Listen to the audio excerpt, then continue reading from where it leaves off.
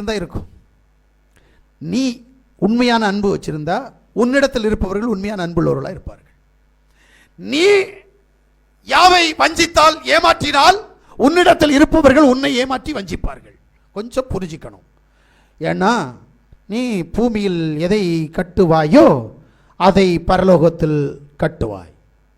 நீ பூமியில் எதை கட்டவிழ்ப்பாயோ அதை பரலோகத்தில் கட்டவிழ்ப்பார். சொன்னாரா இல்லையா?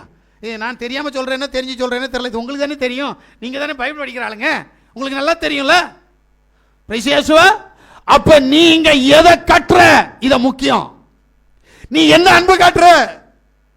உன் தாய் தகப்பன் இடத்துல என்ன அன்பு காட்டுறாய், உன் புருஷன் இடத்துல என்ன அன்பு காட்டுறாய், உன் மனைவி இடத்துல என்ன அன்பு காட்டுகிறாயோ அது உன்னுடைய வாழ்க்கையில் நடக்கும். ஒருவேளை நீ இந்த உலகத்தை விட்டு கடந்து போவதற்கு காலதாமதமானால் அது நிச்சயமாய் உன்னுடைய வாழ்க்கையில் நடக்கும். அதனால இப்பவே அஸ்திபாரத்தை உறுதியா ஸ்ட்ராங்கா போடு.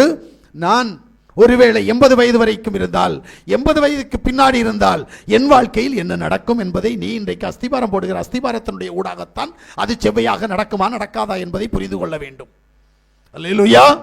நாம் ஏனோ தானோ என்று வாழ்ந்துவிட்டு தேவன் எல்லாவற்றையும் பார்த்து விடுவார் என்கின்ற மனக்கணக்கு வேண்டாம். வாழ்க்கையை மாற்றிவிடும். அல்லேலூயா. இப்ப தீத்துனுடைய புத்தகம் 2வது அதிகாரம் 11வது வசனத்தை வாசிங்க. ஏனெனில் எல்லா மனுஷருக்கும் ரட்சிப்பை அளிக்கத்தக்க தேவ கிருபையானது பிரசன்னமாகி. ஆமென். எல்லா மனிதருக்கும் ரட்சிப்பை அளிக்கத்தக்கதாக தேவ கிருபை பிரசன்னமாகும். இதுதான் தேவ பக்தி. அல்லேலூயா. இப்ப தீத்து 3வது அதிகாரம் 16வது வசனத்தை வாசிங்க. அவர் நம்மை சகல அக்கிரமங்கள் நின்று மீட்டுக்கொண்டு தமக்குரிய சொந்த ஜனங்களாகவும் நற்கிரியை செய்ய பக்தி வைராக்கியம் உள்ளவர்களாகவும் நம்மை சுத்திகரிக்கும்படி நமக்காக தம்மை தாமே ஒப்பு கொடுத்தார். அப்ப எதுக்கு அவர் பலியானார்? உன்னிடத்தில் தேவ பக்தி பரிபூர்ணமாய் இருக்க, நீ பாவத்திலிருந்தும் பாரம்பரியத்திலிருந்தும் அக்கிரமத்திலிருந்தும் நீ மீண்டு கடந்து வர, அதன் மூலமாய் உனக்கு ரட்சிப்பு கடந்து வர அவர் தன்னை பலியாக அர்ப்பணித்தார். இந்த நம்பிக்கை வேணும். இந்த நம்பிக்கை நம்மகிட்ட இருக்கா? யேசுவா தான் நல்ல தேவன் சொல்ற இல்ல, யேசுவா தான் உண்மையான தேவன் சொல்ற இல்ல. உண்மை. இயேசு கிறிஸ்து அடிக்கப்படலை, ஜீசஸ் அடிக்கப்படலை. இதான் உண்மை. யேசுவா அடிக்கப்பட்டார். ஏன்னா எனக்கு தெரிஞ்சு நான் வேதத்தையும் சரித்திர ஆகமங்களையும் ஆராய்ச்சி செய்த போது இயேசு என்ற பெயர் உருவாகி அதிகபட்சம் ஒரு 70-80 100 வருஷத்துக்கு உள்ளதான். ஜீசஸ் என்ற பெயர் உருவாகி 400 வருஷத்துக்கு உள்ளாலதான். ஆனா யேசுவா என்ற பெயர் பரலோகத்திலிருந்து கடந்து வந்து 2000 வருஷங்களுக்கு முன்னாடி ஆயாச்சு. புரியலையா? இதுலயே நீங்க தெரிஞ்சுக்கணும் எது உண்மையான பெயர். ஏன்னா இயேசு என்ற பெயர் வருவதற்கு முன்னாடி தம்புரான், பராபரன், சர்வேஸ்வரன், சேசு, ஜேசு, இயேசு இப்படின்னு சொல்லி 7 பேர் கடந்து இன்றைக்கு 8வது பேர் நம்ம மத்தியில் இருக்குது. நல்லா புரிஞ்சுடுங்க. அப்ப 7 பேர் மாறி போச்சுல. இந்த 7 பேரும் ஏன் மாறி போச்சு? அறிவு வேணும். பைபிள் பைபிள்னு சொல்றானுங்க.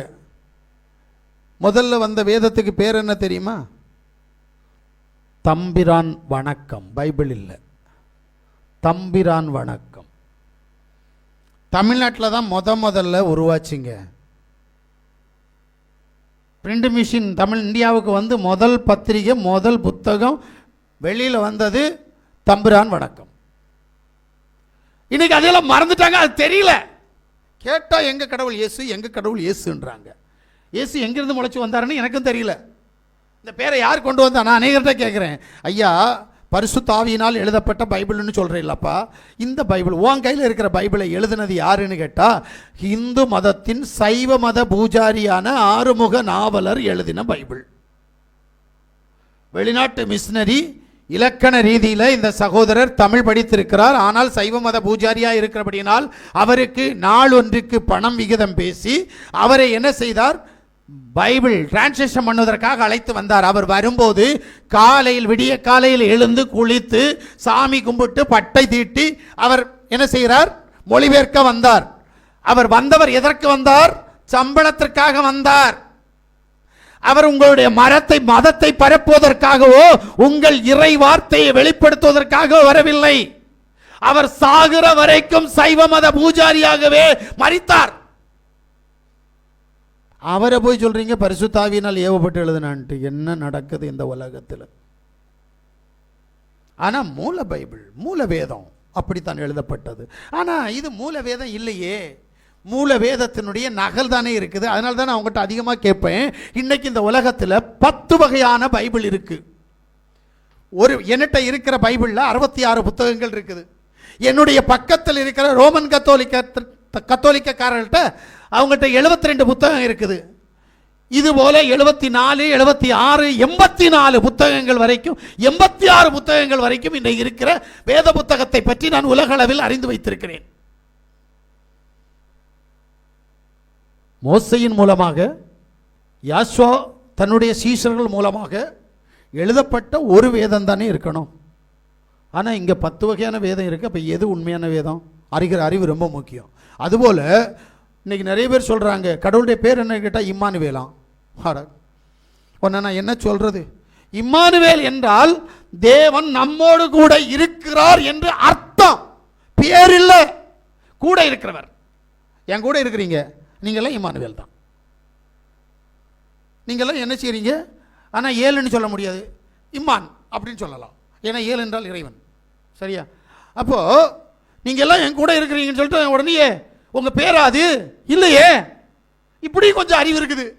அப்போ உண்மையாய் அவர் எனக்காக அடிக்கப்பட்டார், எனக்காக ரத்தம் சிந்தினார், எனக்காக மரித்தார், ஆனபடினால் என் துர்க்குணங்களை மாற்றி நான் அவரை விசுவாசிப்பேன் என்கின்ற அறிவு ஞானம் நம்மிடத்தில் கடந்து வர வேண்டும். அல்லேலூயா. தீத்துனுடைய புஸ்தகம் 2வது அதிகாரம் 12வது வசனத்தை வாசிங்க. நாம் அவபக்தியுள்ள லௌகிக இச்சைகளையும் வெறுத்து தெளிந்த புத்தியையும் நீதியையும் தேவபக்தியும் உள்ளவர்களாய் இவ்வுலகத்திலே ஜீவனம் பண்ணி. இங்க என்ன சொல்றார் அப்படின்னா,